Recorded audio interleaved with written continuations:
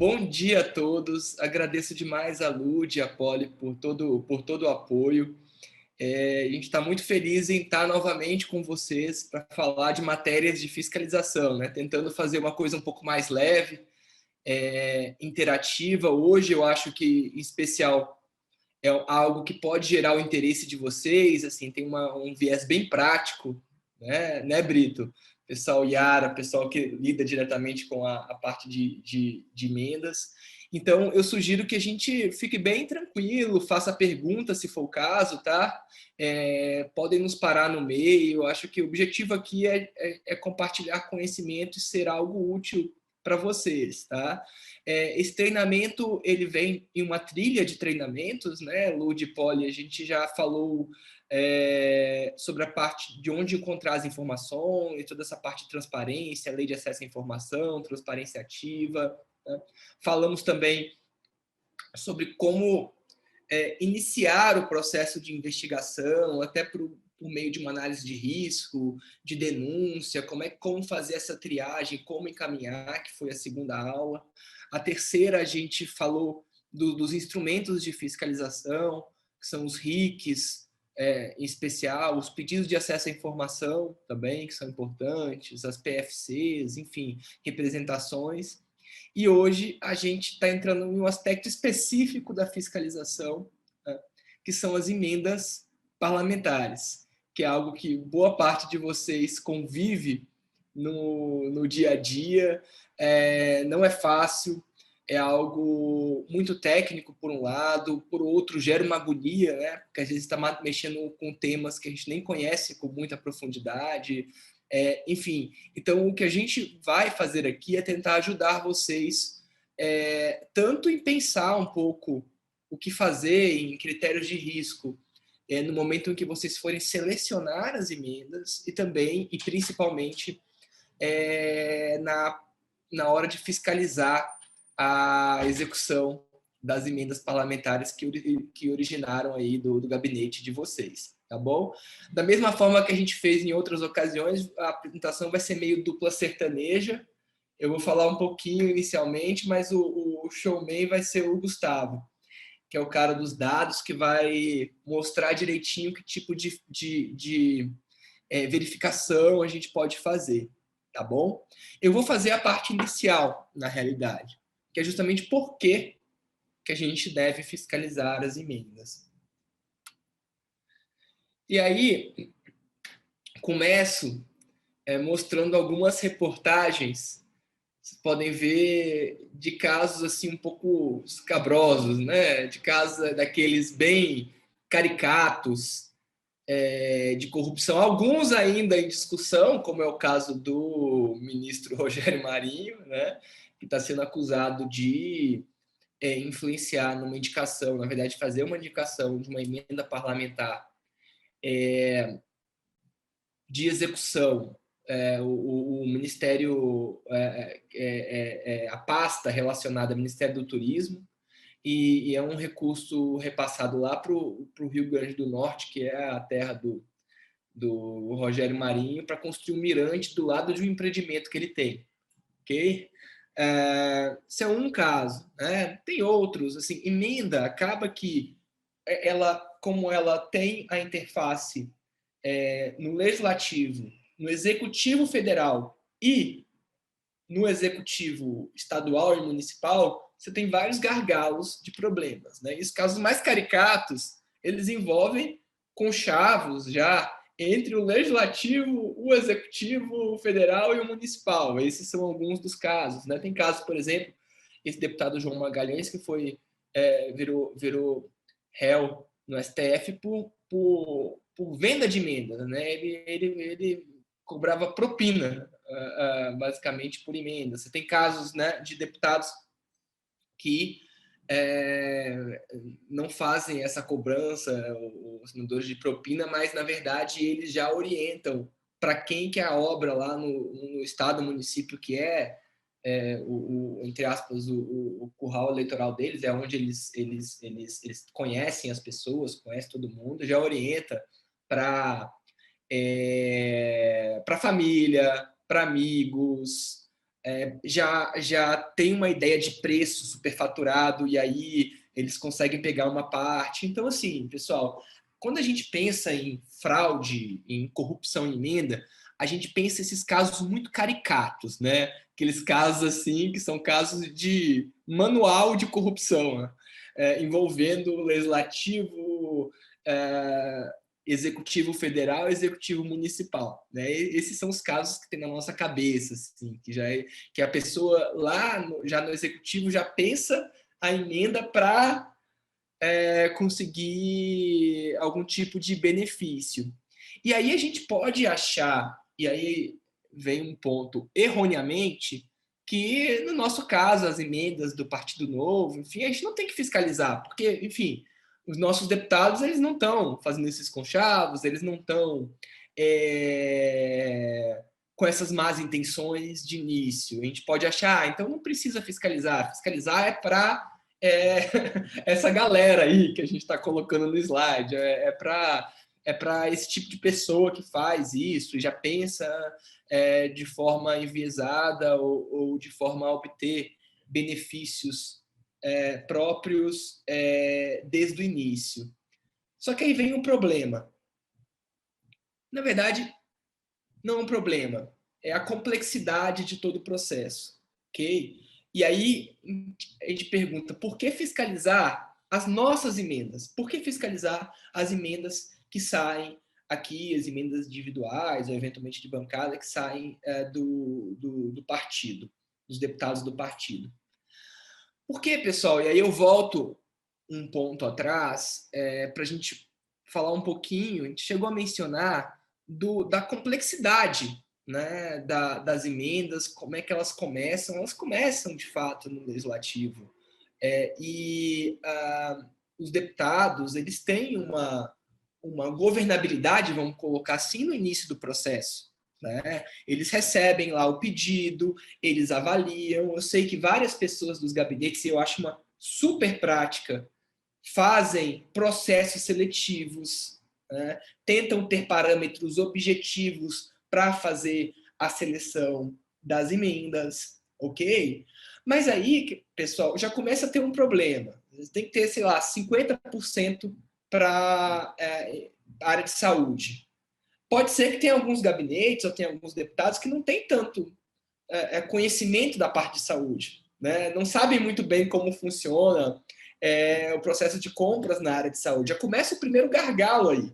Né? Podem ter questões que fogem do conhecimento aí técnico de vocês. Né? Então, tem pedidos para um hospital, vamos colocar, é o exemplo que a gente colocou aqui, um exemplo, um hospital do câncer do município tal. Precisa comprar um equipamento super complexo. Pessoal, só uma pergunta. Essa telinha, vocês estão vendo bem o slide? Não tem nada atrapalhando aí não, de vocês não, né? Estou vendo bem aqui. Tá vendo bem, né? Tá tranquilo. Tá, beleza. Também. Aí essa emenda é para ajudar um hospital do câncer, do município tal. Possivelmente algo super meritório, né? Algo que passaria aí pelo crivo dos gabinetes e falar assim, legal, acho que isso é interessante, acho que a gente precisa realmente ajudar o município, ou precisa ter dinheiro para comprar esse medicamento, as pessoas estão morrendo, é uma doença muito sensível, uma doença muito grave, uma doença muito triste, enfim. E aí essa emenda ela é liberada. Aí vamos para a segunda parte. Nós temos o Ministério Conveniente, né? Nesse caso o Ministério da Saúde, que ele vai ser ali um carteiro, para falar de um jeito bem simples. O Ministério é um carteiro, mas ele é uma figura importante, tá? Então o Ministério da Saúde ele vai, em geral, especial quando a gente está falando em investimento, ele vai celebrar um convênio com o hospital lá no estado e município. E o Ministério da Saúde, entre aspas, vai fiscalizar esse convênio, a execução desse convênio, tá? E aí o dinheiro, finalmente, pode não ser convênio, tá? Pessoal, pode ser, por exemplo, uma transferência fundo a fundo, se for custeio, por exemplo, tá? Mas aí você vai ter, no caso das emendas, não as transferências especiais, que isso aí é outro capítulo, que a gente nem vai falar hoje. Transferência especial vai direto lá, né? Para o Estado do município. Estou falando das emendas normais, entre aspas, tá? Essas aí vão passar pelo Ministério, ok? Que vai enviar o recurso, seja fundo a fundo, no caso de custeio, seja por um convênio para o município, para o Estado, para ser executado, para que efetivamente seja executado. E aí, pessoal, a gente vai entrar em outro mundo, afastado de todos nós, de difícil verificação, que é o mundo da execução nos estados e nos municípios. É o hospital. Tá até errado aqui no slide, escrevi errado. É o hospital que efetivamente faz a gestão dos recursos. Ok? E aqui pode estar o problema. Aqui pode estar o problema. A gente trouxe aqui um caso de corrupção envolvendo justamente um hospital do câncer no interior de São Paulo. Ok? E esse caso de corrupção, pessoal, a princípio, pelo que a gente investigou, ele não tem nada a ver, não tem nenhum envolvimento dos parlamentares. Nenhum. Ou seja, o problema todo foi na execução do recurso, um problema de gestão do hospital, que algumas pessoas acabaram embolsando parte do valor, direcionando as licitações. Aconteceu lá no município. E é por isso que nós, do Novo, os gabinetes, enfim, nós temos que ter um pouco de cuidado e ter algum tipo de metodologia para fiscalizar as nossas emendas. Porque pode ser que algum deputado da bancada acaba sendo indiretamente envolvido em uma situação, porque ele autorizou uma emenda específica para um hospital que onde foi detectada uma fraude, uma corrupção. Então a gente precisa estar um pouco ligado nisso por todo esse efeito cascata, né? Muitas vezes vocês não vão ter a governabilidade total do processo, tá? Mas vocês conseguem, por meio de alguns indicadores, ver se tem algum indício de irregularidade. É isso que a gente vai falar hoje aqui, tá? E ver e eventualmente atuar em cima do caso e fazer alguma coisa, tá? Então é por isso, a gente tem essa ideia de novo, caricata da corrupção na parte das emendas parlamentares, envolvendo o parlamentar, envolvendo um ministro de Estado, envolvendo um secretário municipal, envolvendo o pessoal lá na ponta, todo mundo conectado, bem certinho, cada um levando sua parte. Isso acontece. E estava no primeiro slide, eu mostrei para vocês alguns casos. Isso acontece. Agora, nem sempre é assim. Muitas vezes, eu me arriscaria a dizer que, na maioria das vezes, o problema ocorre focado no município. No município. E o deputado pode, com a melhor das intenções, propor a emenda, pensar em algo super meritório, ok? E acabar indiretamente envolvido em uma situação de irregularidade, porque foi ele. E assim, esse hospital do câncer, a gente fez uma pesquisa, vários deputados indicaram emenda para este mesmo hospital do câncer, que foi onde foi detectada a corrupção. E outra questão, pessoal, e aí do ponto de vista mais sistêmico, é algo que a gente está aberto a trabalhar com vocês. O pessoal da Adriana, que está aqui, da Adriana, a gente vai fazer um projeto piloto com a equipe da deputada Adriana, para a gente tentar ver os riscos no momento da escolha das emendas, nesse momento inicial, e depois o que a gente pode fazer para de forma automática, simples, fazer esse processo de fiscalização, tá? Isso é algo que a gente vai trabalhar piloto, a gente quer desenvolver e oferecer essa ferramenta para todos os gabinetes no ano que vem, ok? Mas é um ciclo. Vejam, no momento em que vocês fiscalizam as emendas, veem que tem um problema, vocês já começam a avaliar e estabelecer critérios mais redondos para as próximas emendas do ano seguinte, ok? E aí vocês deixam mais robusto o processo de seleção de emendas, com maior chance de ter problema, conseguem ter uma avaliação de risco para a próxima, conseguem ir pontualmente onde tem mais chance de ter problema na próxima, e é um ciclo, né?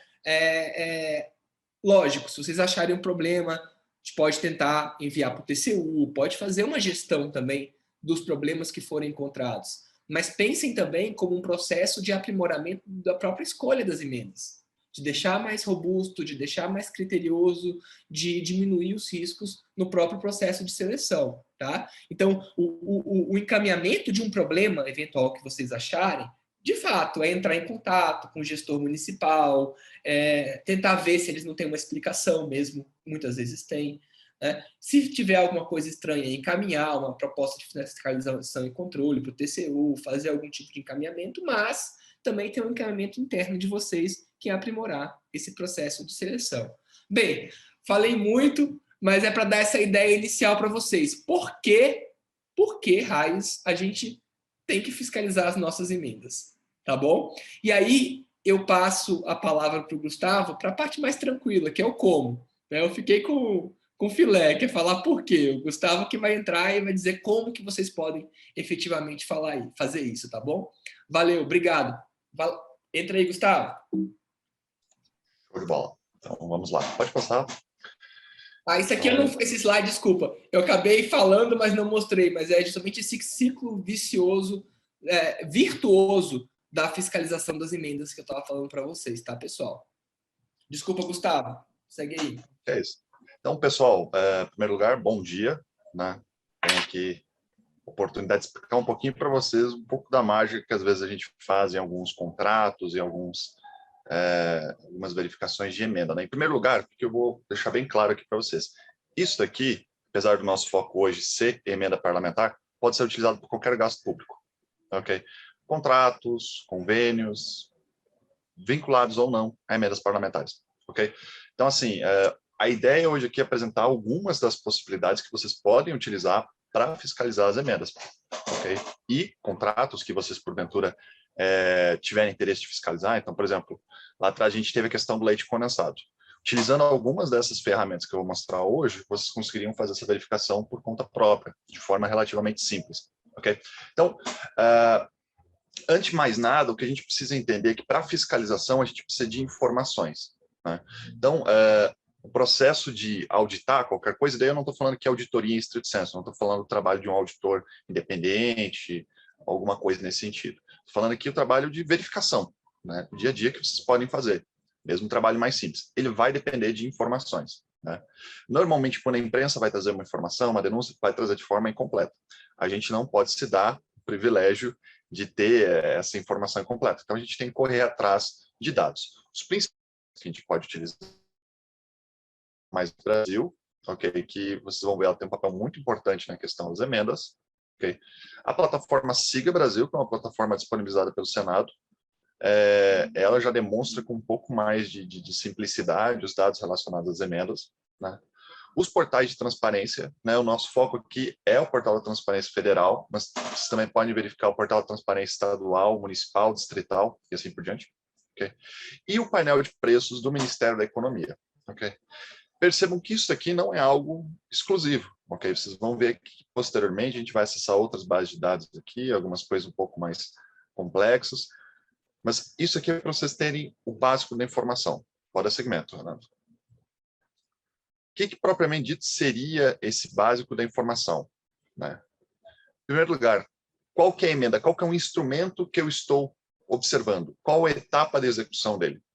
Então, ele já foi propriamente dito executado, eu já tenho um contrato assinado, eu estou na verificação de preços, ou só estou ainda nas expectativas de fechar uma emenda, por exemplo, eu estou numa etapa preliminar, eu ainda nem assinei a minha emenda. O que eu vou fornecer, propriamente dito? Vai ser um bem? Vai ser um serviço? O que é propriamente dito que eu vou verificar? Pode voltar, Renato. Então, é importante você ter noção do que propriamente dito você está verificando. Opa, é um probleminha aí, Renato. Então, é importante, propriamente dito, você verificar o que você está querendo entender. Se é um bem, se é um serviço. Ok? Por que isso vai ser importante? Para definir o preço, por exemplo. Se você quer, digamos, verificar o sobrepreço de um bem, você vai utilizar uma metodologia específica. Se você quer verificar o sobrepreço de um serviço, é outra metodologia, mais complexo. Né? Quantos itens, ou no caso, quantas parcelas de um serviço foram prestados? Isso também é importante. É importante identificar isso. Quem está fornecendo isso? E daí perceba, aqui pode ser quem forneceu, propriamente dito, digamos, mediante assinatura de um contrato, pode ser quem forneceu um preço, digamos, para um processo de tomada de preços, né? Pode ser até mesmo fornecimento aqui, quem vai ser o alvo daquela emenda? Vai ser um estado? Vai ser um município? Vai ser uma associação? O que eu posso verificar propriamente dito para ter certeza que aquilo está ok? E, por último, quais são as condições do fornecimento? Né? Isso aqui já é uma questão um pouco mais específica, vai exigir, por exemplo, uma leitura de contrato, quando você já tiver um instrumento contratual. Mas, por exemplo, é muito importante quando a gente está falando da venda de bens, porque, digamos, às vezes eu estou comprando um equipamento hospitalar, e daí você vai ver que o preço daquele equipamento hospitalar está muito alto se comparado com o preço médio daquele item. Né? Você, poxa, mas o que está acontecendo aqui? Daí você faz uma leitura do contrato, você percebe o seguinte: tem uma previsão de que tem manutenção embutida no equipamento. Isso daí não é a praxe, não é uma boa prática. O ideal é você fazer a divisão correta dos contratos. Então, um contrato voltado para o serviço, outro contrato para o bem. Né? Mas também é possível. Então, é importante, às vezes, dar uma leitura no contrato. O contrato também, às vezes, ele vai corrigir um dado que no sistema está errado. Então, às vezes, digamos, no sistema consta que eu comprei 20 mil latas de leite condensado. Quando você for olhar o contrato, na verdade, foram 200. Só que daí, quando o gestor foi colocar no sistema, ele digitou zeros a mais. Isso acontece, né? Principalmente, às vezes, por conta dos centavos, por conta dos reais. Então, o problema do zero a mais, infelizmente, é um problema recorrente na nossa administração. Enfim, pode dar segmento, Renato. Então, propriamente dito, qual vai ser o primeiro canal para a gente obter as informações? Vai ser a plataforma Mais Brasil. Ok? Então, vou fazer uma breve demonstração para vocês. A minha tela. Show de bola. Então, pessoal, em primeiro lugar, vocês vão procurar o site da plataforma Mais Brasil. Okay? Eu vou disponibilizar o link, que é o link correto aqui para vocês no Zoom. Certo? Então, se alguém, inclusive, quiser já fazer alguma verificação, quiser fazer alguma leitura, já por agora, aí é o link. Importante aqui pontuar que se vocês forem jogar a plataforma Mais Brasil no Google, tem a plataforma propriamente dito, que é um sisteminha bem simples, e tem o site do Ministério da Economia. Acessem o site do Ministério da Economia, que ele é mais completo. Então, vamos lá. Chegamos aqui no portal da plataforma Mais Brasil, vocês vão ter um mar de opções aqui, bem fácil de se perder, por sinal, mas o que vai interessar para vocês, em específico, vai ser acesso livre. Okay? Esse módulo de acesso livre, ele vai permitir a gente consultar convênios, programas, verificar espécies de proponente, verificar espécies de propostas. Então, coloquei aqui, abrimos a plataforma Mais Brasil, propriamente dito. Importante aqui, pessoal, fazer os processos de forma rápida. Se você fechar a página da plataforma Mais Brasil, ela tende a quebrar. Ela, nesse ponto, não é muito boa. Então, estamos aqui com a página, né? Se vocês quiserem verificar as emendas por um deputado, por um parlamentar, por um senador, seja lá o que for, código parlamentar. No caso, vai abrir uma tela, você vai colocar o nome do parlamentar, no caso eu vou colocar o nome do Eduardo Bolsonaro, por ser filho do presidente, e vamos utilizar o código dele propriamente dito, selecionar, certo? Então, o nome dele está selecionado aqui. Aqui embaixo eu tenho quais os dados eu vou querer puxar propriamente dito, eu só vou colocar o dado ano para ter um parâmetro aqui, e vamos colocar aqui consultar. Então, o que a partir daqui eu vou ter? Eu vou ter todas as emendas que o Eduardo Bolsonaro distribuiu. né, junto com a situação, junto com o início da execução, né? Então, vocês veem aqui, ó, tem emendas já de 2021, duas, né, para o Ministério da Cidadania, emendas de 2020, né, e vamos aqui para as emendas de 2019, para facilitar a nossa fiscalização, ok? Então, empenhado, publicado e assinado. Então, clicou no número do convênio, né, o pré-convênio, e ele vai me explicar mais dados sobre essa emenda propriamente dito, né? Então, você vê aqui que foi encaminhado por uma associação, né, a AMA, Associação de Amigos do Autista. Eu tenho aqui dados sobre por que essa emenda está sendo repassada, qual que é a justificativa, ela está inserida em qual política pública, assim por diante. Então, isso aqui às vezes é interessante, por vezes aqui vocês podem tirar algumas ideias de possíveis indicadores qualitativos, outros indicadores qualitativos para vocês mensurarem de uma emenda, para ver se ela é pertinente ou não, se ela tem impacto ou não na vida das pessoas. Okay? E daí aqui já começamos com um objeto convênio, aquisição de equipamento e material permanente. Então, voltando àquela lógica lá de trás, eu estou aqui tratando da aquisição de um bem. Okay? Eu não estou tratando da aquisição de um serviço. Isso aqui, para a gente fazer a verificação, é melhor. Okay? Verificação de preço de serviço é muito mais complicado e normalmente vai ser só por estimativa. Okay? Enfim, vamos verificar aqui os dados e tudo mais, Banco do Brasil, agência. O que aqui nos importa, propriamente dito? Em primeiro lugar, o CNPJ da proponente, okay? Isso aqui é importante, porque depois a gente vai conseguir fazer verificações se essa proponente está ok ou não. Se é bem ao serviço, no caso, equipamento, ok? E como é que está atualmente essa proposta? Vocês veem aqui que a proposta foi apresentada em 9 de 2 de 2019, né? O início da vigência é 19 de 12 de 2019, ou seja, já começou a vigência dele, e o término da vigência é 13 de 12, então esse convênio ele ainda está vigente, ele ainda pode não ter sido executado. Perfeito. Está aqui o valor da emenda, 599.463. E daí aqui em cima a gente vai ter várias outras opções, plano de trabalho, execução concedente, conveniente. Então, a gente vai aqui em plano de trabalho, plano de aplicação detalhado. Okay. Então, no plano de aplicação detalhado, ele vai me explicar exatamente o que eu quero fazer com aquele dinheiro. Né? Então, vocês vão ver que tem vários equipamentos. Tem um andador, tem esteira ergométrica, tem aqui a quantidade comprada. Né? Então, assim, digamos, pegar aqui, ó, peguei um adipômetro, né? Fiz a aquisição de um adipômetro e a tendência é que o valor disso daí seja de 344, foi orçado nesse valor. Importante aqui, pessoal, deixar um adendo bem claro. A associação chegou para o gabinete e ela disse que vai custar tantos reais. Façam a verificação desse preço. Verifiquem se o preço é realmente esse, entendam por que o preço é aquele. Okay. É super possível, é super plausível, como o Renato mencionou, que às vezes a associação, isso que acontece muito na parte de saúde, ela recebe o recurso, ela traz uma causa meritória, e ela, dentro dela, ela opera aquele dinheiro, digamos, para desviar uma parte. Isso acontece. Okay? O Hospital do Câncer de Barretos, que foi o caso ali que o Renato mostrou para mim, é um dos casos mais icônicos. É um hospital que recebia muita emenda parlamentar. E uma parcela dessas emendas, ela acabava saindo pela tangente, ela não acabava indo, propriamente dito, para os pacientes. Okay? E aqui é importante pontuar que a gente está tratando de uma associação. Então, mesmo que ela esteja recebendo recursos federais, ela esteja sobre, vamos dizer, a vigilância dos órgãos de controle, os controles sobre ela são mais frouxos, por natureza. Okay? Se o recurso fosse para um estado, fosse para um município, você ainda tinha a probabilidade de ter uma fiscalização maior. Okay? Então, tomem cuidado com isso, sempre importante fazer uma verificação de antecedentes, tudo mais, daqui a pouco a gente vai entrar nisso. Enfim, deixando esse adendo aqui bem específico.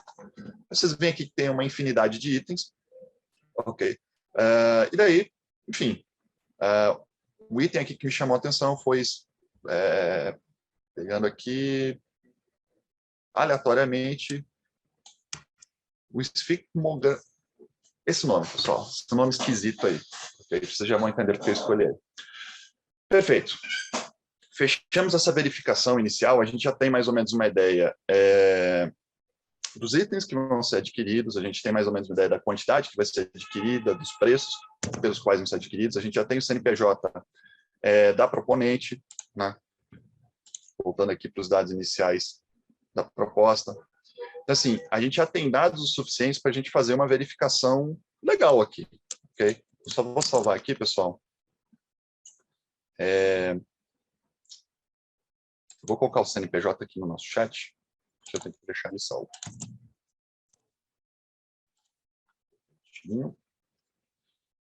Então, assim, pessoal, a plataforma ela ainda tem vários outros dados, como vocês vão ver aqui. Então, por exemplo, se eu quiser saber melhor sobre a execução, em que etapa está, como é que está, eu vou aqui, execução conveniente, ok? Eu posso colocar aqui execução concedente, só que daí isso aqui vai ser a execução por parte do Ministério. O que o Ministério fez? Ele já distribuiu o dinheiro, ele já empenhou aquele dinheiro, ele já emitiu ordem bancária. Então, isso aqui é legal, às vezes, por exemplo, o deputado me deu uma emenda X, e daí chega, não estou recebendo esse dinheiro, vou lá reclamar para o deputado, pô, deputado, tem dinheiro daquela emenda e tudo mais, não chegou. Então, aqui vocês podem verificar, por exemplo, se já foi pago ou se não foi pago. O portal da transparência também vai servir para isso, mas, por exemplo, pegando aqui, vocês me escutam só para confirmar, está tudo certinho? Sim, Gustavo, estamos te ouvindo. Perfeito, perfeito. Não, ficou muito silêncio, daí eu fiquei aqui meio isolado e tudo mais. Enfim, então vocês veem aqui, ó, tem uma ordem, já tem ordens bancárias, ok? Eu posso, inclusive, verificar elas aqui, propriamente dito, eu posso abri-las.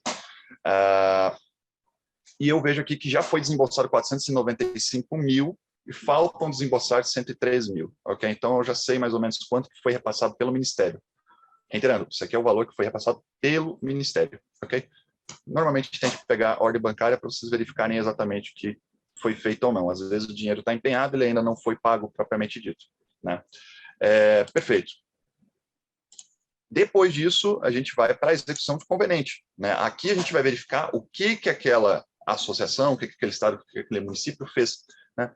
Vários documentos aqui, prorrogação de ofício, apostilamento, processo de execução. Como que processo de execução? Okay. Uma coisa que é importante vocês entenderem aqui. A plataforma, ela às vezes dá uma travada, às vezes ela dá... Hoje, graças a Deus, ela não está dando problemas, então até é um milagre. Mas, assim, às vezes ela engasga. Okay? Então, talvez, dependendo do dia, o trabalho mais árduo vai ser você ter paciência para lidar com a plataforma ou com os painéis. Okay? Enfim, então a gente verifica que tudo que já aconteceu, tudo que a associação já fez. Ok? Relembrando, o conveniente vai ser a associação. Já fez uma cotação de preços, isso aqui é muito bacana, porque tem casos, por exemplo, que não tem uma cotação de preço propriamente dito, e daí vai lá, ele faz a aquisição, né? Tem algumas hipóteses em que não é necessário a cotação prévia, mas, assim, cotação é algo que é muito positivo. Então, fez aqui, tem 3 cotações de preço registradas, ok? 2 já aceitas e uma ainda provavelmente pendente. Okay? Se vocês clicarem aqui em detalhar, vocês vão ver detalhes sobre essa tomada de preços, né? Então, aqui vocês conseguem ver quem foi o responsável, quem foi que aceitou essa tomada de preço e tudo mais.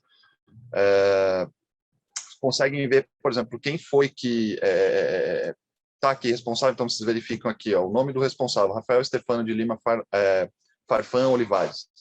Pô, Gustavo, mas isso aqui me interessa, isso é um nome aleatório. Pessoal, às vezes um nome pode ser uma lead para uma investigação, ok?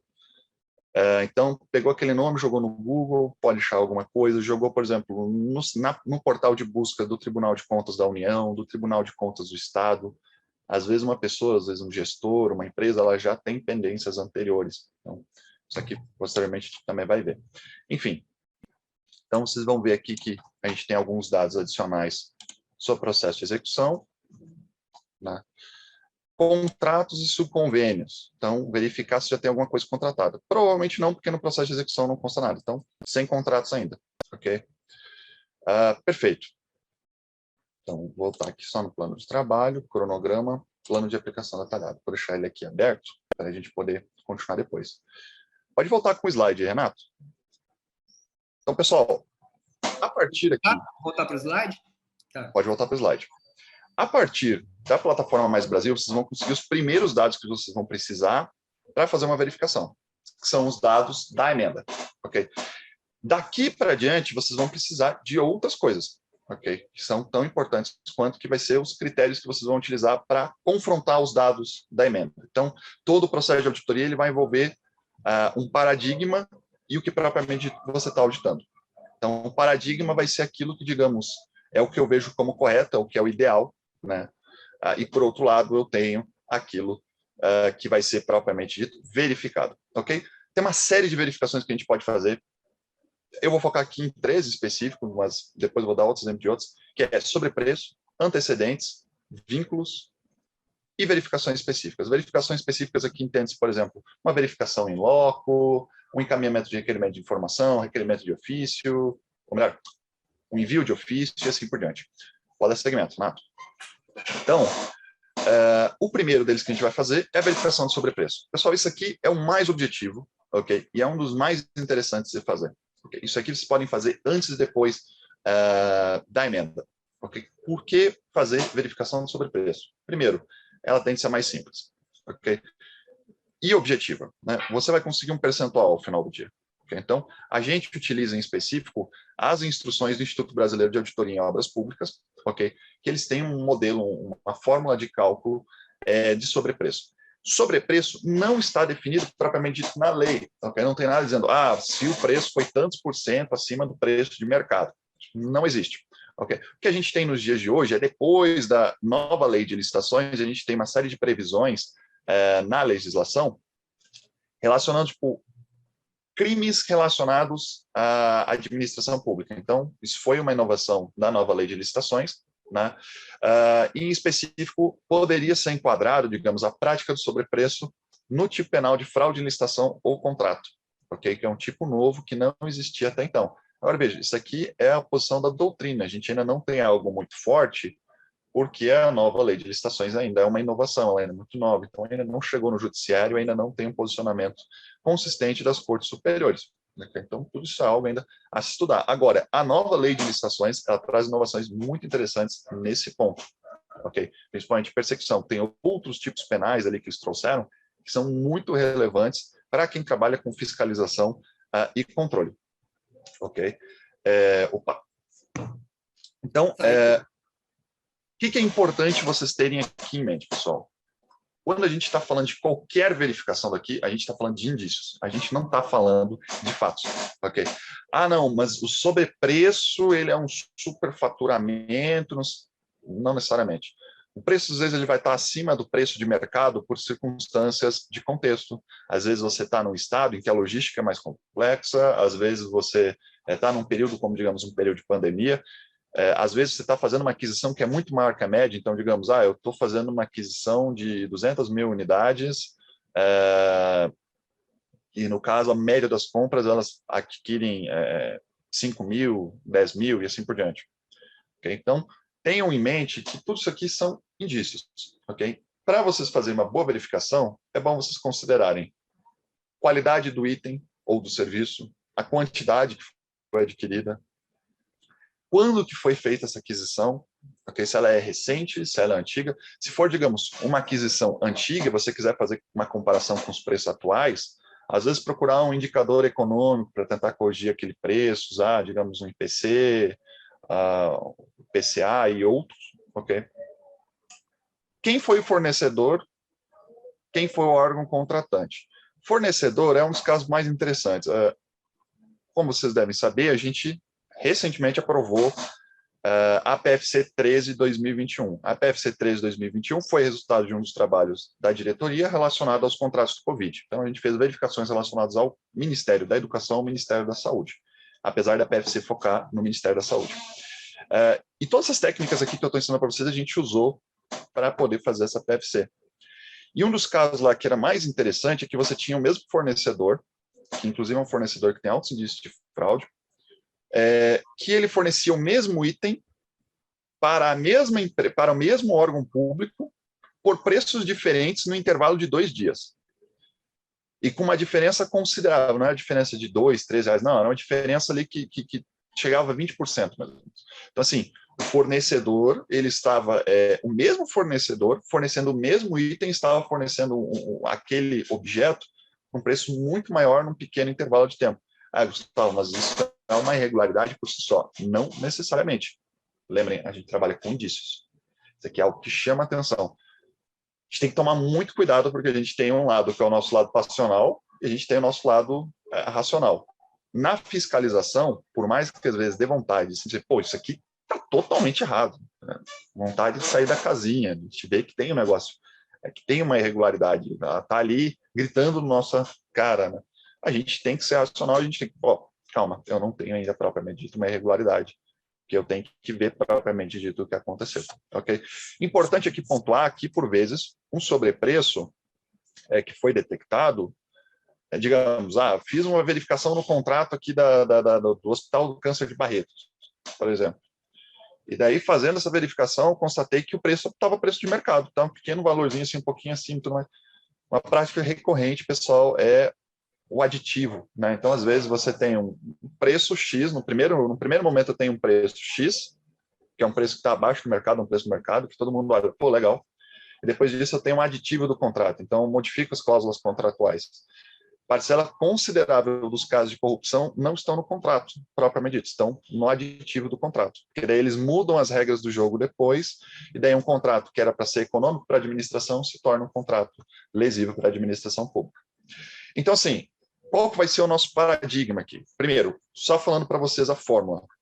Depois eu vou passar até, posso ver se alguém tiver interesse, eu encaminho a nota técnica número 5 de 2012, que é essa nota do Instituto Brasileiro de Auditoria em Obras Públicas. Ela tem todos esses conceitos, tem tudo certinho, bem explicado lá. Para definir o sobrepreço, é um cálculo simples. É o preço dividido pelo preço paradigma, ou seja, que é o preço que eu vou ter como ideal. A gente tem uma metodologia nossa para definir o preço ideal, menos 1 multiplicado por 100. E daí, a partir disso, eu vou ter o percentual de sobrepreço. Quantos por cento acima do valor propriamente esperado, acima da expectativa, a gente diz que aquele valor está, ok? Enfim, pode dar seguimento, Renato? Só uma questão, Gustavo, que eu acho importante mencionar, vocês me ouvem? Claro. É o seguinte, é muito importante a gente estar atento para o período. Tá? De fato, a pandemia mudou muita coisa. Não só em termos de necessidade de compras mais rápidas, o que acaba elevando o preço, como o valor dos insumos, tudo está muito alterado no período de pandemia. Então, se vocês forem fazer uma verificação de sobrepreço, muito cuidado para vocês compararem esses preços com os praticados na pandemia. Porque se vocês fizerem a comparação com períodos fora da pandemia, muito possivelmente vai indicar um sobrepreço e a chance disso não ser um problema é grande. Tá? Só o Gustavo mencionou isso, eu só queria reforçar porque, de fato, o período da pandemia é um período muito atípico. Ele acabou alterando muito esses parâmetros. Então, quando vocês se vocês querem comparar um preço praticado na pandemia, seria recomendável que vocês comparassem com outros preços também praticados na pandemia. Era só isso. Desculpa, Gustavo, te atrapalhar. Claro. Isso aí que o Renato disse, pessoal, é novamente aquele cuidado que a gente tem que ter com o que é um indício ou não. Qual que é a força desse indício, né? Por exemplo, mesmo, digamos, se a gente detecta um sobrepreço, vou dar aqui o exemplo para vocês. Detectei um sobrepreço de 5%, detectei um sobrepreço de 10%. A nossa diretoria trabalha com um critério extremamente conservador, justamente para dizer que o sobrepreço ele tem uma concretude mais sólida, que é de 35%. Ou seja, o preço tem que estar 35% acima da média para a gente, de fato, dizer, isso aqui é um indício forte o suficiente para a gente levar para um órgão de controle. Todas as denúncias da PFC 13 de 2021, todos os casos que a gente solicitou auditoria, tem um sobrepreço maior que 35%. Vocês terem comparação, vocês pegarem como parâmetro, a CGU utiliza como critério já para dizer que tem uma probabilidade alta de sobrepreço, 10%, e muito alta de 25%. Okay? Então, assim, definir esses critérios, tentar ser um pouco mais objetivo, é importante e vai ajudar vocês a conseguir mensurar um pouco melhor as coisas. E é importante a gente graduar. eu tenho um sobrepreço de 5% e ele é totalmente diferente de um sobrepreço de 800 e tantos por cento, que a gente já detectou. Então, assim, são duas coisas totalmente diferentes em termos de peso e de risco. E quando vocês estão fazendo uma análise de uma emenda, seja numa fase posterior, seja numa fase preliminar, quando a emenda ainda não foi assinada, vocês estão ali escolhendo uma emenda, é importante considerar o risco. Né? Vocês estão fazendo aqui uma análise de risco. Qual que é o risco de eu fechar esse contrato? Qual que é o risco de eu fechar essa emenda? O que que isso daí? Será que esse preço está um pouco acima de mercado? Não está legal, mas assim, é um risco aceitável? Sabe? Ou não, não. Isso aqui é um risco totalmente enfadonho, isso que não dá. Então, pessoal, eu abri aqui o painel de preços do Ministério da Economia, ok? Esse aqui é o campeão da lentidão, ok? Então, não me surpreenderia, não dá certo aqui quando a gente está fazendo a verificação, mas, enfim, painel de preços, Ministério da Economia, ok? Lá vocês vão ter duas escolhas, por materiais e por serviços. Escolhi aqui por materiais porque a gente vai verificar o preço do adipômetro, ok? Ele tem uma série de filtros que aqui são importantes serem aplicados. Então, tem aqui, ó, ano compra, 2020 e 2021. Eu vou deixar aqui padrão, ok? Vamos deixar aqui o valor normal. Vale aqui pontuar que o preço que eles colocaram ali, naquele plano detalhado, né, se a gente for rememorar, tem vários itens, né? Então, pegando a lista de bens, a gente vem aqui, ó, tem o adipômetro, ok? Vai ser adquirida uma unidade de adipômetro ao preço de R$ 344. Okay? Esse aqui é o preço propriamente dito. Okay? Então, se lembrarem aquela fórmula que eu mencionei para vocês, preço dividido por preço paradigma, menos 1 vezes 100. Okay? Pô, parece, nossa, super negócio complexo. Não é não, pessoal. Isso aqui, calculadora de celular resolve tranquilo. Então, 344 é o nosso preço pago. No painel de preços, opa, rapaz, eu estou apanhando aqui. No painel de preços, tem uma série aqui de filtros. A gente não vai aplicar filtro ano de compra, por enquanto, ele é desnecessário. Vejam que só tem compras de 2020 e 2021, ok? Então, o painel de preço não é o ideal para, digamos, fazer uma verificação relacionada a um preço antigo de 2014, 2015. Isso daqui é para coisas mais recentes, ok? A gente utilizou muito para a questão da pandemia. No caso, a gente utilizou Python para fazer as nossas verificações, né? A gente tem acesso a uma base de dados, tinha acesso a uma base de dados um pouco mais robusta, mas assim, esse painel é que ele faz o serviço tão bem quanto e talvez melhor, na minha opinião, principalmente para quem não entende programação. Nome do material. Tem aqui álcool etílico, fruta, fio de sutura, leite condensado. Leite condensado, pessoal, eu tenho trauma de leite condensado até hoje. Porque essa história exigiu um trabalhinho ali. Então, pegando o nome do material, a gente quer procurar o adipômetro. Okay? Colocou aqui. Vamos ver se vai aparecer o adipômetro ou não. Bem lento o sisteminha. Mas o que ele vai me dar? Provavelmente ele vai me dar o adipômetro. Quase todos os bens que vocês puderem imaginar tem aqui dentro. Ok? Cuidados que vocês precisam ter. Um cuidado extremamente importante. Unidade de fornecimento. Ok? Às vezes, eu estou adquirindo, digamos, eu tenho uma lata de leite condensado ao preço de, digamos, R$4. E eu tenho uma outra lata de leite condensado ao preço de R$80, por exemplo.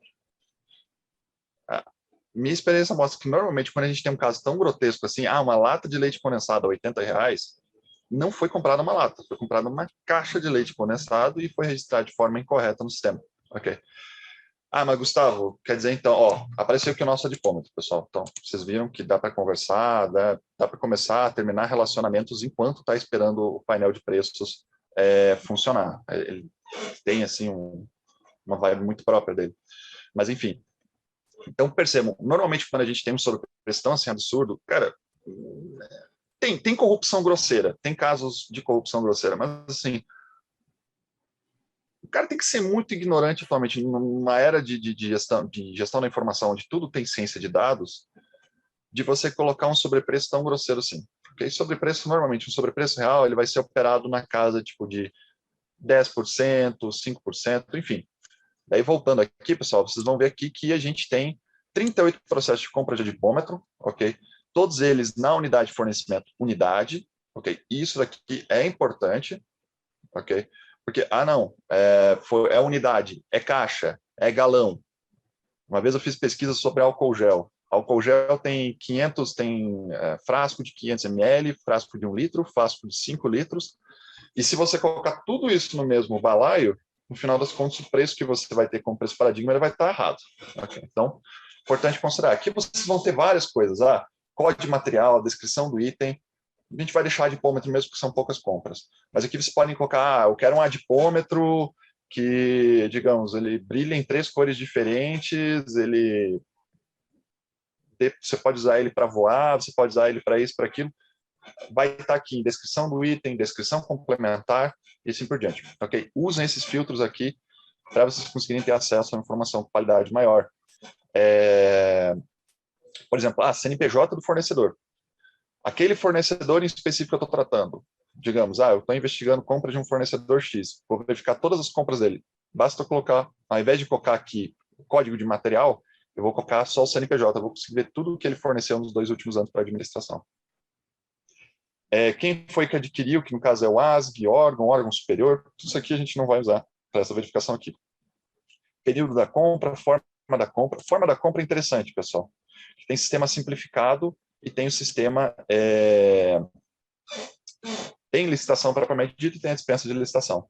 Normalmente, preços em dispensa de licitação, eles tendem a ser aí cerca de 30%, 20% maiores do que aqueles com processo licitatório. Okay? Isso daí foi uma pesquisa que eu toquei no ano passado. Né?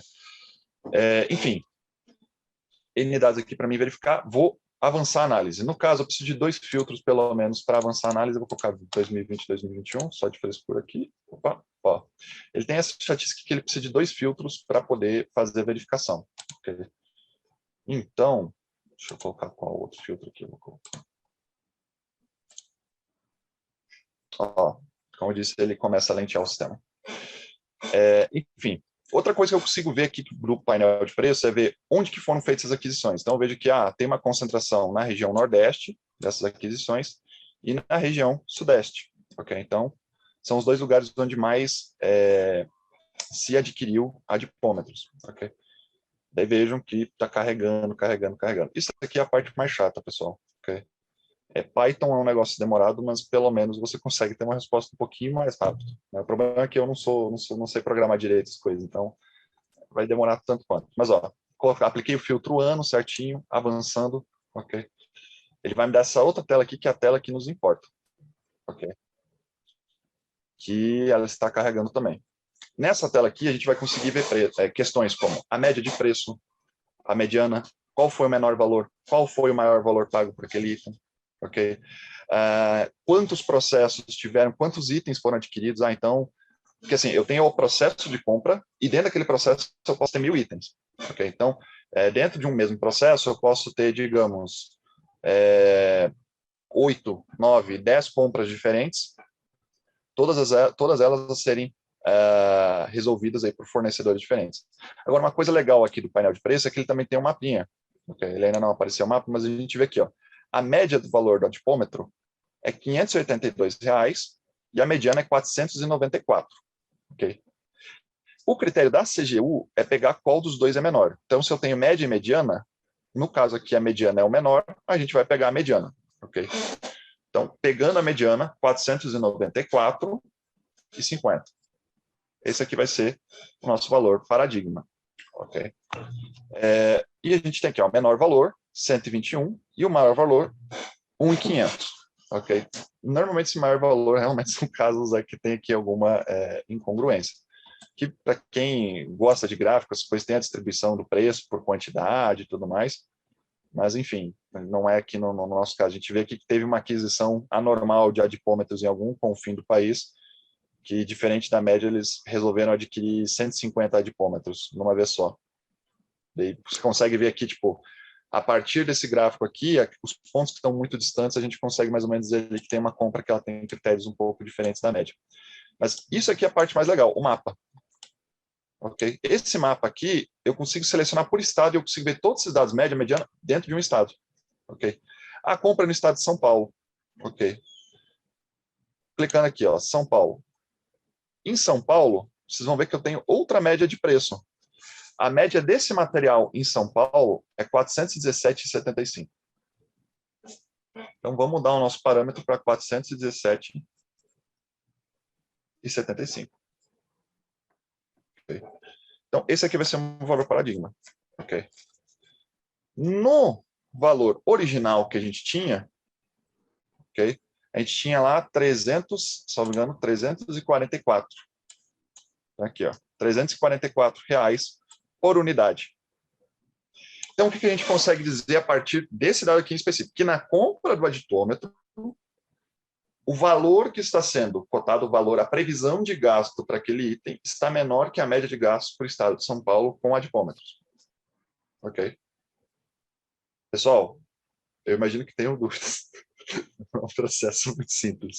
Mas, enfim, se a gente aplicando aquela fórmula de antes que eu mencionei para vocês, você vai pegar o 344.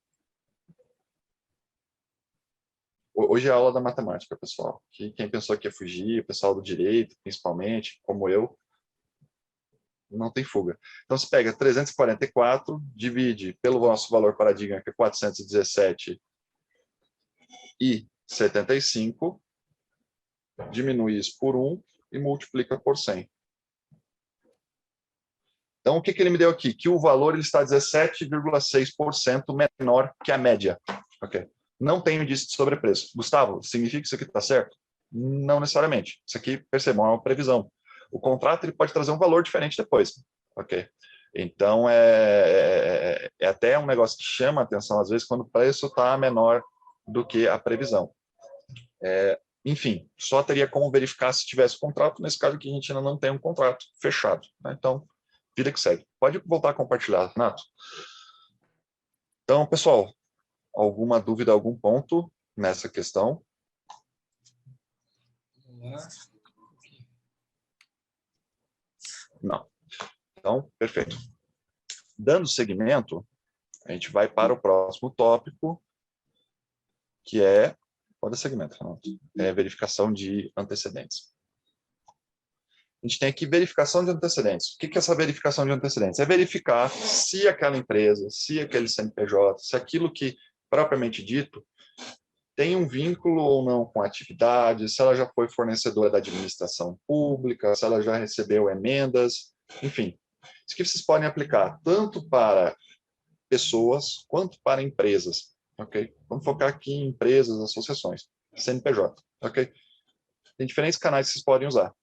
Os dois principais é Receita Federal, fazer consulta do CNPJ, e Portal da Transparência. Ok? No site da Receita, a gente vai conseguir verificar uma série de dados sobre determinado fornecedor. Então, voltando a compartilhar aqui, vai aqui para o site da Receita, eu vou pegar aqui o CNPJ que a gente tinha copiado antes. Aqui, ó, emissão de comprovante de inscrição em situação cadastral. Quem tem empresa provavelmente já mexeu nisso daqui. Aqui dentro, vocês vão colocar o CNPJ propriamente dito que vocês querem investigar. Ok? Só aceita o número de CNPJ, pessoal. Então, está aqui. Tá. O sistema me lenteou. Tá, perfeito. O que ele me deu aqui? Ele me deu uma série de dados sobre essa associação. O que eu tenho aqui? É a Associação de Amigos do Autista, né?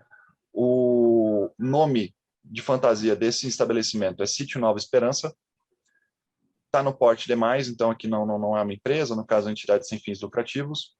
Qual que é o papel principal dela? Serviço de assistência social sem alojamento. Okay. Outras atividades desempenhadas pelo empreendimento. Ensino fundamental e atividade de assistência psicossocial e à saúde, portadores de distúrbios psíquicos, deficiência mental, dependência química e grupos similares não especificados anteriormente. Recordando, lá atrás, é uma emenda voltada justamente para crianças com autismo, pessoas que sofriam com autismo. Propriamente dito, está enquadrado dentro das classificações de atividade dessa associação. Durante a pandemia, casos peculiares. A gente pegou loja de lingerie que estava vendendo máscara descartável, em grandes quantidades, assim, e que nunca tinha fechado contratos com a administração pública. Acontece. Como que a gente verificou isso? Por aqui. Aqui a gente consegue verificar quando que a loja foi aberta, ou quando o estabelecimento foi aberto. Ok? E perceba, isso aqui eu posso aplicar tanto para a associação que está recebendo dinheiro, quanto eu posso aplicar para as empresas, para os fornecedores. Ok? Então, aqui, ó, data de abertura. Isso aqui é outro dado interessante, um dado simples. Mas, por exemplo, se a data de abertura é muito recente, se é menos de um ano, isso aqui já chama a atenção. Ah, é irregular uma empresa receber algo tão rápido? Não, não é. Propriamente dito. Agora, chama a atenção. Ok? Não é a coisa mais comum de todas uma empresa abrir e no dia seguinte ela já está fechando contratos com a administração pública. Ok? Outras coisas aqui interessantes. Eu tenho aqui o endereço dessa associação. Ok? Então, eu tenho a Rua de Lavapes, número tal, Cambuci, São Paulo. Por que isso aqui é interessante? Eu posso abrir depois o Google Maps e verificar esse endereço. Esse endereço condiz com o endereço de uma associação que está recebendo tal montante?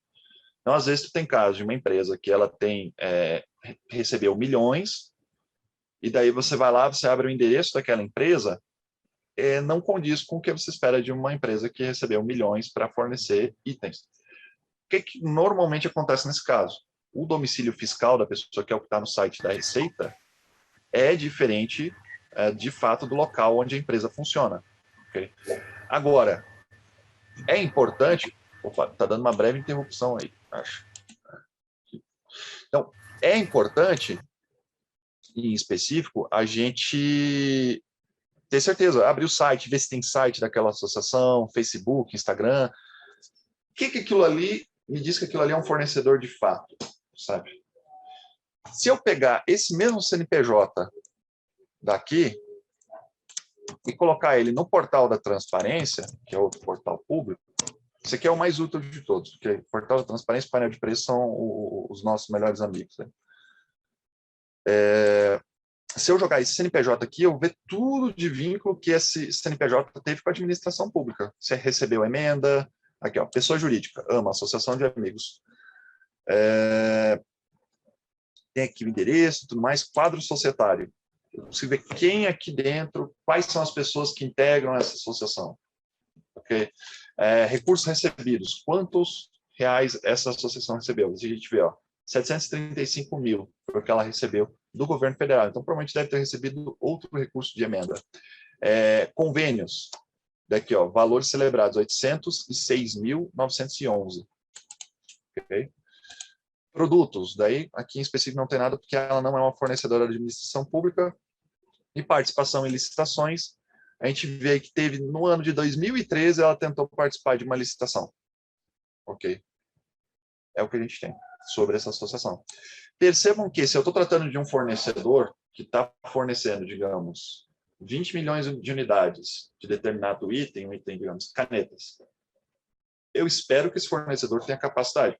Eu vou lá, eu abro o site da Receita, eu vejo que essa empresa ela foi aberta fazem 2 meses, que o item principal de venda dela é material de construção, não tem nada lá apontando venda de canetas.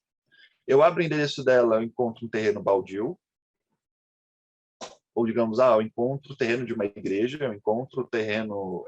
já aconteceu de caso, encontrou o terreno de igreja. A gente já pegou um grande fornecedor que, tipo, o domicílio fiscal era numa igreja. Isso é uma irregularidade propriamente dita? Não, chama atenção. Okay? Fiscalização é muito disso. A gente tem que começar a juntar elementos diferentes para tentar construir um caso e ver se aquilo ali tem concretude ou não. Não tem nenhum histórico de fornecimento, então eu joguei o CNPJ dessa empresa, eu joguei aqui no painel do Transparência, no portal da Transparência, não apareceu nada. O preço que eu estou pagando por aquela caneta no painel de preços, ele é um preço acima da média, então, tipo, 20% acima da média por caneta. Pô, aí eu já tenho um caso suficiente para fazer uma denúncia.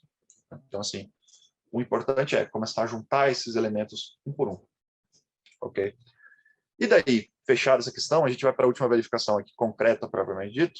Pode compartilhar a tela, Renato? Que seria a verificação da pessoa. Quais são as pessoas que estão ali envolvidas? Vocês viram aqui, a gente tem um quadro societário. Tinha Oliveira Mendes, o Carlos Alberto von Poser e outras pessoas. Ok? Então, além de verificar os antecedentes dos fornecedores, da associação que está recebendo recursos, a gente pode verificar os vínculos das pessoas que estão ali dentro. Né? O vínculo do gestor que assinou o contrato, se ele, digamos, ele é familiar de algum político, sabe? Ele é... Os principais vínculos, vamos assim dizer, a gente tem vínculos partidários, okay? Que daí é quando a pessoa tem uma filiação partidária clara, vínculos políticos, que daí é doador de campanha, pessoa que trabalhou na campanha de determinada pessoa, foi, digamos, chefe de gabinete de um deputado, de um senador. Aparece em fotos junto com, digamos, o Ciro Nogueira. A gente já detectou um caso. Esse é um dos casos mais icônicos. A partir de uma verificação de vínculos, a gente detectou que uma servidora extremamente qualificada, sim, termos técnicos, as servidoras mais qualificadas que eu já vi, qual que era o negócio dela. Se você fosse verificar, e daí, essa foi a verificação mais engraçada que a gente fez, a gente chegou na coluna de fofoca do Metrópolis, e daí aqui vocês vão usar muito Google e outros canais. A gente chegou na coluna de fofoca do Metrópolis, daí tinha o casamento dela com o marido dela. Daí descobri essa dali, que o marido dela era assessor, acho que do PL, dentro do Senado. E daí tem uma foto dela com o marido e com o Ciro Nogueira. E daí tu descobre logo em seguida que ela é uma pessoa muito próxima do Ciro Nogueira. Né? Passa mais um tempo, ela estava trabalhando na FNDE, a gente descobre que o marido dela foi preso por envolvimento num esquema que está sendo investigado aqui com a Precisa Medicamentos, que é a mesma empresa que está fornecendo vacinas aí, ou que tentou fornecer vacinas para o governo federal, né, que forneceu testes superfaturados aqui no DF, né, está sendo investigado, ainda não tem uma conclusão. E daí pegaram ele com cerca de R$200 mil dentro do carro. E daí ela tinha um forte vínculo político, ela era uma servidora extremamente técnica, mas ela tinha vínculos políticos visíveis. Ah, mas Gustavo, você trabalhou na liderança do Novo. Isso é um vínculo político? É um vínculo político, pessoal. Vínculo político não é crime, não tem nada de irregular nisso, por si só. Reiterando, a gente está falando aqui de indícios, de riscos, ok? Vamos pegar aqui um exemplo. Imagine uma situação extremamente factível em que determinada associação, você já conhece aquela associação já faz tempo, eles chegam assim para vocês e, ó, a gente está aqui com um projeto social bem legal e tudo mais, pô, não tem como passar recurso para cá e tudo mais, a gente tem um hospital filantrópico. Beleza, vamos lá. Daí, você pega ali no quadro societário daquele hospital filantrópico, 3 dos integrantes são doadores de campanha do Novo, que doaram montantes consideráveis, nas casas de 5 mil, 6 mil, 7 mil, trabalharam na campanha, estão lá com voluntário de campanha, e aparecem em fotos com o deputado de vocês. Mesmo que aquilo seja meritório, mesmo que aquele projeto fosse muito legal, percebam que você tem um risco inerente aí. Né?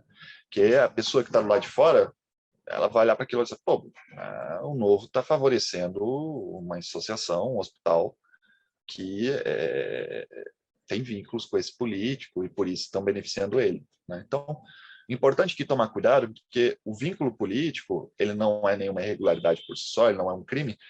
Agora, ele chama a atenção, ok? E em termos de aparência, às vezes é importante. Às vezes é um bom caminho vocês blindar o gabinete, evitar que grandes doadores de campanha dos deputados ou de candidatos do Novo, por exemplo, recebam dinheiro de emendas. Né?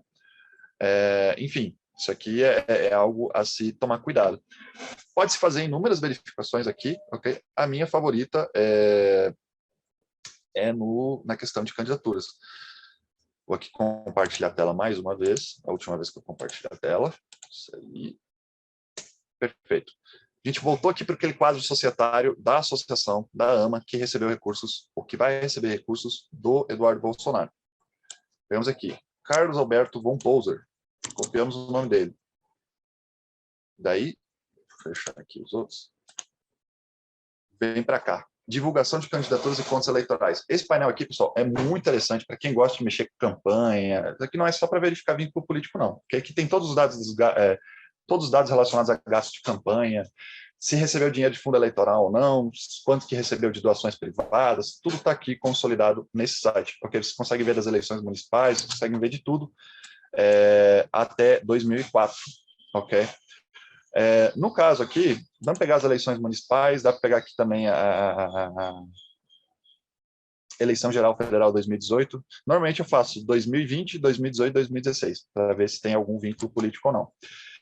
Perfeito. Tem várias opções aqui. Vocês podem verificar por deputado, vocês podem verificar por doador de campanha, sobra de campanha, enfim. O que eu vou fazer aqui? Fornecedores. Tem um campinho aqui, fornecedores. Clicou no campo fornecedores, tem aqui, eu posso colocar aqui o nome que eu quiser. Vou colocar Carlos Alberto von Poser. dá para mim colocar o CNPJ, dá para colocar CPF. Às vezes, digamos, é uma associação que ela trabalhou para a campanha de um deputado e daí ela está recebendo dinheiro da emenda. Chama atenção. Colocar aqui, Carlo Alberto von Poser. Ele não fez nenhuma doação, ok? Vamos verificar outro nome aqui. A Marli Bonami Marques. Não deu também, ok? Me digam aí algum grande doador de campanha que vocês recordem, alguém que ajudou a campanha dos deputados, enfim. Nem precisa ser um grande doador, mas, enfim. Salim Matar ajudou muito, né, doando. Perfeito, então vamos lá. Salim é com M ou com N? Agora eu sempre me esqueço. Como é que escreve Salim Matar? Vamos lá, pessoal. Ajuda. Universidade. Eu não faço ideia. Salim tá certo, Matar com 2 T's. Com 2 T's, Show de bola. Aí, Yara, apareceu aí hoje, tá?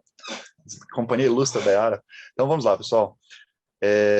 Salim Matar, a gente vê que tem vários Salims Matares aqui que doaram, né? Vamos pegar o... Acho que esse aqui é o certo. Esse aí não é o parece... fornecedor. Esse aqui é o Salim para fornecedor. Tem que pegar rapaz. o doador, né?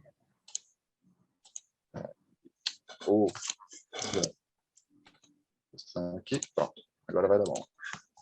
Pegamos aqui Salim Matar. Doações.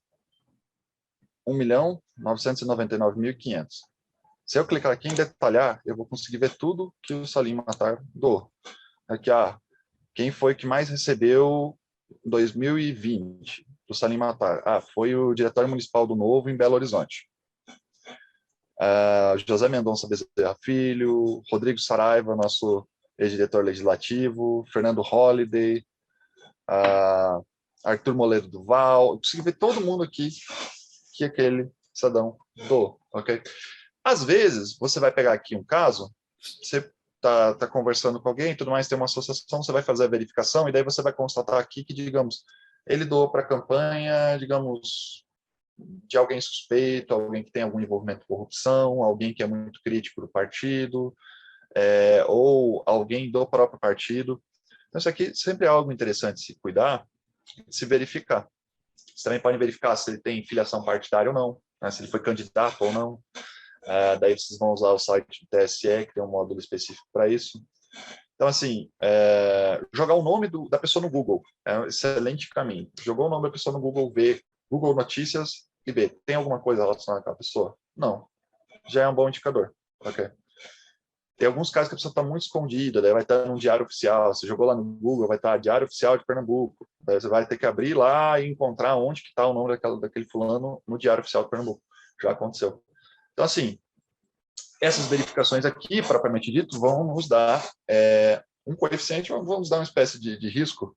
Não é algo objetivo, mas vão nos ajudar a visualizar as coisas melhor. E daí, fechando isso, o que a gente tem? Vou mostrar para vocês aqui uma planilha que a gente montou. Né? Isso aqui foi de compras, isso aqui não é de emendas, né? Mas foi um monitoramento das compras do Covid, um dos meses que a gente fez a verificação. Caso agosto e setembro do ano passado. Então, vocês veem aqui, tem o nome da unidade responsável, o nome do órgão, tem infinitas coisas aqui, modelo, como que foi feita a compra, quem foi o gestor responsável, tudo isso aqui a gente verifica, pessoal.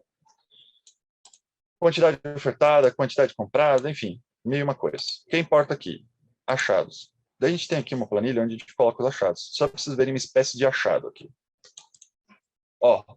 Valor pago, R$ 300.332,15, sobrepreço quase 2 vezes o valor médio, segundo o site Portal de Preços do Governo Federal. A média é R$ 152.865,46, a mediana é R$ 109.930. Então, isso aqui nos deu um indicador, uma faixa de risco médio de incidência de sobrepreço. Ok? Pegar aqui um caso, por exemplo, o Tribunal de Contas da União suspendeu um contrato firmado pela Universidade de Brasília com a referida fundação de apoio, por dispensa irregular no processo licitatório. Cabe lembrar que relações promíscuas entre universidades e fundações de apoio já foram abordadas em diversas investigações e notícias. Esse caso aqui foi um caso entre a Universidade de Brasília e a Fundação de Apoio dela, ok? Que é a Finatec. para minha surpresa, esse ano agora, no início do ano, o Ministério Público está subindo uma investigação sobre indícios de corrupção e desvio de recursos da Finatec relacionado a bolsas de estudo.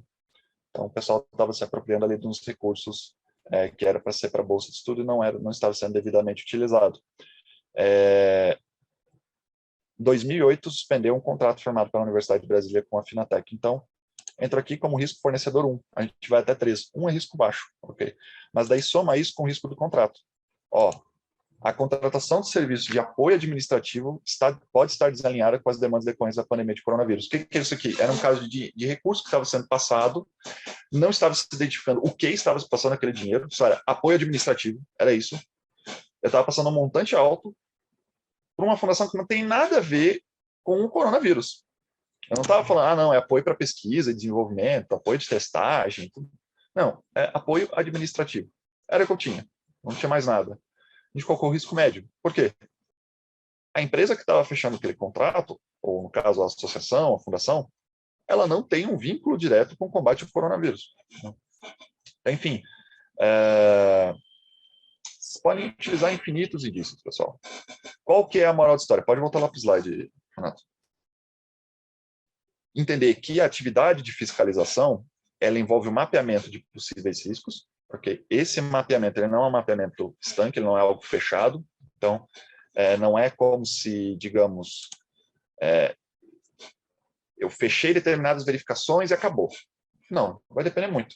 Por exemplo, verificação de vínculo. É obrigatório fazer verificação de vínculo? Não necessariamente. Eu posso fazer verificação de vínculo nas oportunidades em que realmente eu já tenho um risco, eu já tenho outra coisa detectada. Eu já tenho um indício de sobrepreço aqui. Ou então, eu achei esse fornecedor esquisito, não um fornecedor convencional. Nunca forneceu para a administração pública e do nada está fechando um contrato de 16 milhões. Verifica aquilo ali. Vocês vão fazer verificações adicionais, vocês vão verificar notícias, vocês vão verificar os sites dos tribunais, okay? Procurar se o nome daquela pessoa tem algum processo relacionado a ela, que é muito comum também. Caso o fornecedor, o único fornecedor que tem, ele tem uma penca de processo na justiça, uma série de irregularidades que vão desde as trabalhistas até as penais. Então, enfim, são coisas que chamam a atenção, que não dizem que você tem uma irregularidade propriamente dita, mas devem ser consideradas para a gente conseguir mapear ou para a gente conseguir definir, de certa forma, que a gente tem ali um indício forte, um indício moderado de fraude.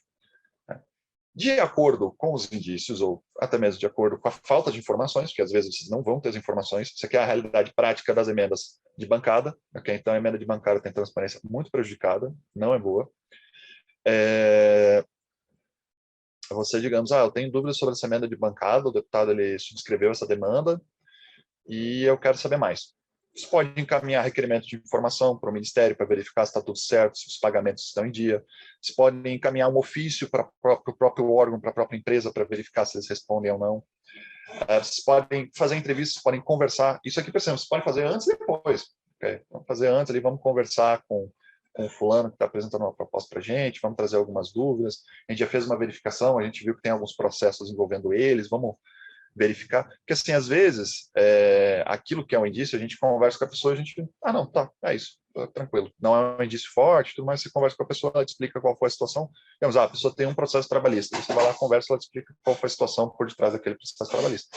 Uma coisa, a pessoa tem, digamos, 30 processos trabalhistas, daí ela está fechando contrato com a administração pública, uma prestadora de serviço e tudo mais. Pessoal, tem tendência da administração pública ter que arcar com os ônus trabalhistas do negócio. Você não vai querer que daí nem estou falando aqui de uma emenda, também estou falando de contratos como todo. Você não vai querer que a empresa ela tenha que arcar com o processo trabalhista dos outros, porque a empresa, digamos, está perto da falência, e daí ela falha no meio da execução. Coisa mais comum que tem em obras públicas. A empresa falha no meio do processo. Está construindo lá, construindo os pilastras, colocou 4 estandes de aço lá, e pronto, faliu. Eu tenho uma obra na minha antiga faculdade, no Instituto Federal de Brasília, que o fornecedor faliu 3 vezes diferentes. Então, assim, o prestador, a empreiteira que estava construindo, faliu 3 vezes diferentes. Enfim. E também, vocês podem fazer visitas em loco, vocês podem verificar a obra, Vocês podem trabalhar com voluntários, como, por exemplo, o pessoal do Rio faz, né? Então, vamos conversar com os voluntários, vamos pedir para eles verificar se aquela obra está em dia, se está tudo certinho e tudo mais. E assim por diante. E, diante de um quadro de irregularidades, eu tenho um quadro intermediário, eu tenho um quadro forte, eu posso encaminhar denúncias, eu posso solicitar maiores informações, e daí isso são cenas que a gente já viu em outros momentos, né? A gente pode, por exemplo, entrar em contato com o TCU, a gente pode entrar em contato com o Ministério Público Federal, né? A gente pode entrar em contato com a Controladoria Geral da União, a gente pode oferecer uma denúncia. Então, assim, de acordo com as irregularidades que vocês acham, vocês podem fazer encaminhamentos diferentes. Nossa praxe, por exemplo, quando a gente tinha indícios baixos, a gente encaminhava um requerimento de informação para agregar maiores dados, normalmente só para pressionar, para mostrar que tinha alguém ali em cima daquilo ali. E quando era intermediário e alto, né, mais especificamente o alto, a gente encaminhava para o TCU e para a CGU, né, que foi o caso que a gente fez com a PFC 13. Né? Então, a PFC 13, vocês podem ver, ela é uma PFC que está fora da regra. Ela traz dados objetivos do porquê a gente está solicitando a investigação daquelas questões. Percebam que no nosso histórico, salvo engano, foi o gabinete Thiago Metrô, a gente já conseguiu, a partir do trabalho conjunto com a Comissão Externa de Educação, a partir do trabalho que foi coordenado pela nossa diretoria, suspender contratos. A gente já teve casos em que a universidade que tinha fechado o contrato, ela estava ali de fato com sobrepreço, e daí depois ela veio, não, a gente renegociou os termos do contrato, os preços caíram. Então, assim, um trabalho bem feito desses daqui, ele pode fazer você conseguir economizar milhões e milhões por horário. Um exemplo prático, a gente tem o caso do Tratoraço, né? Alguns de vocês devem conhecer o Breno, jornalista do Estadão, que trabalha com a RP9. Eu ajudei ele na questão do sobrepreço, como a gente poderia tentar definir um sobrepreço melhor e tudo mais. Daí, um dos dados ali que ele pegou foi comparar o preço dos tratores adquiridos com aquelas emendas com o preço médio que tinha lá. A CGU utilizou o mesmo procedimento. Quando a CGU utilizou esse procedimento, já em cima das denúncias que já tinham sido recebidas via imprensa, foram suspensos 142 milhões de reais só na compra de maquinário pesado. 142 milhões, pessoal. Isso aqui foi dinheiro que iria ser gasto e não foi gasto. Uma pequena parcela foi gasta, mas, enfim, vai ser recuperado. Então, assim, 142 milhões. 142 milhões, pessoal, se todos nós aqui continuarmos trabalhando na Câmara e tudo mais, nenhum de nós virar Jeff Bezos, provavelmente isso aqui vai ser o dinheiro de uma vida, né? Com um trabalho coordenado por um grupo pequeno de pessoas, né? Pelos jornalistas ali do Estadão. Então, assim, esse é um caso extremo, evidente, mas só de denúncias e suspensões que a gente já trabalhou na nossa área também, já passa dos milhões. Então, assim, um trabalho bem feito desse aqui, primeiro, blinda o parlamentar de possíveis crises, de possíveis problemas futuros, pode ser utilizado para detectar irregularidades que vão blindar a administração, vão proteger a administração de gastos exorbitantes, né? E passa uma imagem muito boa, porque, pô, imagina, eu fui o cara que trouxe uma denúncia que levou a economia de 142 milhões, por exemplo. Então, assim, isso é um negócio muito bacana, é muito recompensador. E digo para vocês, esses trabalhos aqui, apesar de parecer um negócio super doidão, tem cálculo, mas não é difícil. Muitas vezes conseguem desempenhar no próprio gabinete. Pode ir para o último slide, Renato. Daí, por fim, pessoal, já mencionei a questão da apresentação de denúncias. Vale a gente pontuar aqui que a gente pode realizar fiscalizações pontuais, fiscalizações contínuas.